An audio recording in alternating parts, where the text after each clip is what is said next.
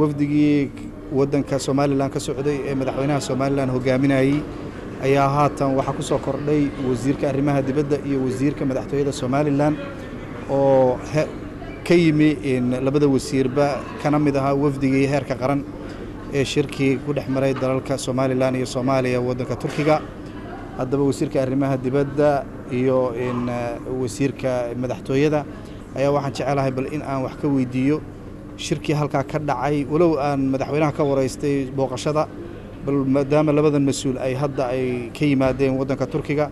ayaa waxaan jecelahay bal in aan ku horeysiiyo Maxamed Biixi Yoonis oo aan idhaahdo sacaadatul wasiir bal waxaad horta nooga warantaa qodobadii ka soo baxay shirkii ka dhacay Turkiga. Bismillahir Rahmanir Rahiim. Aad iyo aad baad u mahadsantahay sidaad ula socoto aniga iyo xirsi iyo shan nin oo kale guddiyo madaxweynuhu magacaabay inay ka qayb galaan wadahadallada Soomaaliya iyo Soomaaliland ayaa tagay dalka Turkiga 4 cisho socday wadahadalladaasi aad iyo aad baan u dadaalay haddaan nahay waftigii Soomaaliland ka socday inaanu danta Soomaaliland oo muhiimadeedu tahay gooni isu taageeda xorriyaddeeda iyo sidii laba wadan oo walaalo noqon lahayn labada wadan wada hadlayeen aad uga shaqeynay wadahadalladu waa fiicnaayeen waxa ka soo baxo ugu murti weynaa si ay ugu muuqato arrinka suuqa oo maanta markii ugu horeysay aan isla garanay in la cambaareeyo oo si aad loo cambaargareeyo dilkii foosho xumaa ee dalka reer Soomaaliland ku dhacay taasoo aad loo garowsaday aanan aad ugu farxnay waxa kale oo ka soo baxay arrimo badan oo muhiim ah oo ay ka mid yihiin in secretariat joogto ah laga sameeyo dalka Turkiga sida wadahadalladan u noqdaan wadalaha serious ah waxaanu ka wada hadallo kale sidii road map loo sameyn lahaa sidii loogu talagali lahaa inay hadii loo baahdo aanu khubaro ama looyaro caalamiya arrimaha iyaga dhex galaan sidii aanu uga wada hadli lahayn u wargelin lahayn hay'adaha caalamka ee waaweyn annaka iyo Soomaaliya iyo Turkigu iyo wadan iyo maaragtay arrimo badan oo kuwa la mid ah oo aad u wanaagsanaa marka waxaan filayaa inay guulahayd waxaan filayaa inay wadahadalladan sii socon doonaan aan insha Allah aanu gaari doono sidii ugu horeysay ee dalka Soomaaliland uu gaaro xorriyadiisa iyo midnimadiisa waanad mahadsantahay runtii wasiir xirsi ayaan waxaan doonayaa bal inaan weydiiyo wasiir xirsi waxa jirta in go'aamo iyo heshiis meesha uu ka soo baxay qodobo la isku afgartay ma jiraan qodobo aan la isku afgaran طبعا mar walba caadada tahay shir walba oo la tago in qodobana la isku afgarto qaar la isku afgaran waayo طبعا anaga kulliba qodobadaan wadanay sidii wasiirku sheegay oo ay ugu mudnayd madaxbanaanida iyo qarannimada Soomaaliland inay jiritaankiisa ictiraafaan oo ay waxa weeye aqoonsadaan oo ay garwaaqsadaan in Soomaaliland iyo Soomaaliya laba wadan kala baxay ay yihiin baa ugu weynayd طبعا may kalamaana nimo qodobkii ahaa inaanu labadeedii si waxaan soo ictiraafno oo kala guranno oo dhameysano laakiinse qodobadii maanta aan isku afgaranay baan kala guranay waxaan u qaybsanaa heshiiska ama communique la soo saaray qorshe hawleedka ama geedi socodka wada hadallada ku socon doonaan iyo qaab dhismeedkiisa oo ay ugu mudnayd in mabaadi'da guud waxa weeye lagu heshiiyay ay ka mid ahayd in ay qiraan oo garwaaqsadaan oo maanta ay ahaato maalintii koowaad ay meel ku qoran tahay inay meel ku qoraan xasuuqii iyo gumaadkii loo geystay bulshada reer Soomaaliland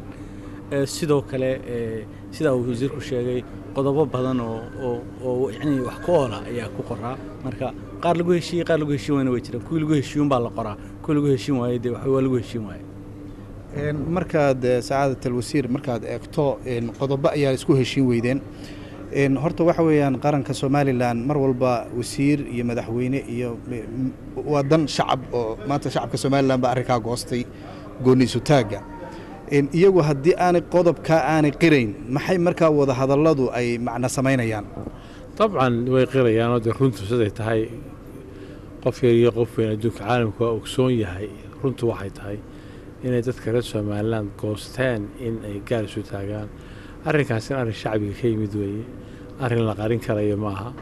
arrin ay ummadda reer Soomaaliland iyadu la fahdo goostay masiirkeeda weeye taasoo maanu caalamku soconay cid qasbi karta Soomaaliland ma jirto waa laga yaabaa inay muddo qaadato laakiin aakhirka waxa weeye dadka reer Soomaaliland talada ay goosteen ee gooni isu taaga inay Soomaaliya noqdaan waddan jaaro ay walaalihiin wax wada qabsan karaan laakiin ka gedisan waa mid aan cidina bedeli karin ayana way ogsoon yihiin saasayna u dhici doonta insha Allah wasiir xirsi maadaama aad Somaliland iyo Soomaaliya ay hor fariisteen ma oran karnaa qodobka laftigiisaba aqoonsi ah markaad dhinac ka eegto dabcan Somaliland iyo Soomaaliya dabcan soo fariiskeedu waa markii shanaad maaha markii koobaad aqoonsiga midna waa aqoonsi caalami ah oo inaynu kala guranno oo aynu kala qaadano waxa weeyaan qolo waliba ay iimaansato waxeeda oo anaga dalkayga iyo dadkayga waa ku kalsoonay qolo waliba ay dalkeeda ku kalsoonaato laba dalo jaaro walaalaan ay noqono ama midna waa nooca midna waxa weeye in la soo fariisto la wada hadlo kaasoo yani waa markii shanaad la isugu yimaado fadhigii shanaad la isugu yimaado 2 sanadood ama 3 sanadood muddo ah shirar waaweyn oo beesh caalamku joogta baa la qabtay mari 2 iyo 3 iyo 4 iyo 5 marka taas dabcan waa aqoonsi waana muuqataa oo yani taasha kuma jiro qodobka aad isleedahay saacadat alwasiir waydun kaga bixi kartaan shirka haddii ay Soomaaliya ay ku dhaqaaqdo waa qodobkee baad oran kartaa waa qodobkaas ugu muhiimsan طبعا marka wada hadaladu ay laba dawladood wada hadlayaan waxyaabo badan oo isku afkaran waayaan baa jira waxyaabo badan oo marmarka qaarkood kala kacaan baa jirta hase muhiimadu waxa weeye in ay wada hadaladu socdaan in guul laga gaaro in si maaragtay civilized oo hagaagsan loo wada hadlo waxa garo dad waana la socotaa waxa nagu dhex jira dawlado kale oo ay Turkiga ka mid tahay talooyinkan meesha ku soo qaadnay waxa ka mid ah in hadii loo baahdo aan dawlado kale keeno inaanu keeno ashxaas inaan hay'adaha caalamka wargelino si wada hadaladu u socdaan marka dabcan waxa muhiim ah in ay wada hadaladii midho dhalaan midhahaas aan filanay maanta inay kuugu horeeyay ka bilaabmeen oo sida walaalkay xirsi u sheegay anaan kugu sheegay ay xasuuqa tahay oo wax qiimo weyn anaka noola tahay waayo dadkayga waa la baabiyay waa la rusheeyay dawladaha intay ka kaceen Hargeysa baamgareynayay dadkii baa qaxay dadkii qaxaya la dilayay in maanta la garowsado la yiraahdo dambi baa laga galay xukunkii foosha xumaa ee dictatoriga ahaa siyaad barre oo dadka reer Soomaaliland u geystay taalafteeda ayaa aqoonsi weyna oo aan ku faraxsanahay inay walaaladayda fahmeen oo yiraahdeen dambi baa laga galay waa xasuuq baa dhacay dad baa loo gafay dhibaato weyn oo foolxu baa ka dhacday halka oo runtii wax aad weynaan dadkaygu ay fahmaan hadliis in la garabsaday arrinka culus ee maanta mudada badan madaxayga ku jiray runtii waa iyadoo uu inoo soo gabagabay waraysigu wasiir xirsi qodobka hadaynu ku noqono xasuuqa ma waxay aqoonsadeen inuu ciidamadii siyaad barre oo rajiim ahaa ay burburiyeen jamhuuriyadda Soomaaliland marka oo goboladii waqooyi ee Soomaaliya ahaa ma saasay aqoonsadeen mise waxay aqoonsadeen in ay qarankii Soomaaliya ay mas'uul ka ahaayeen burburkii loo geystay xasuuqii loo geystay Soomaaliland dabcan qarankii Soomaaliya inay xasuuqa iyo burburka u geysteen ay aqoonsadeen oo dawladii rajiimkii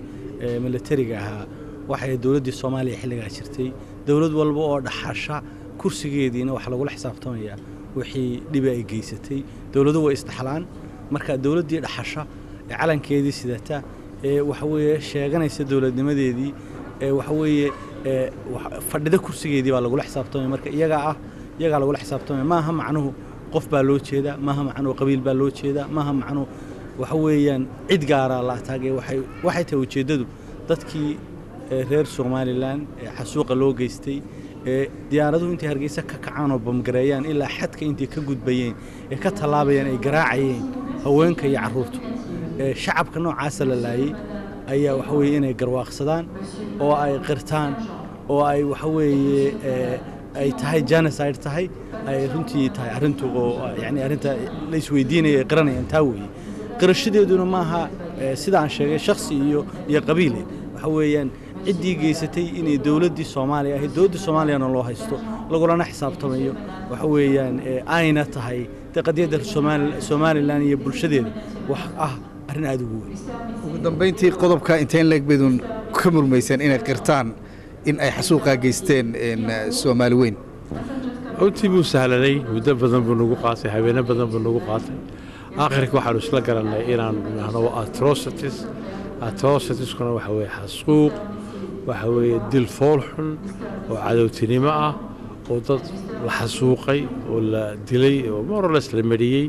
inay ahaayeen marka muddo nagu qaadatay laakiin waan ku faraxsanahay inay maanta documentka aanu saxanay ku jirto atrocities oo xasuuq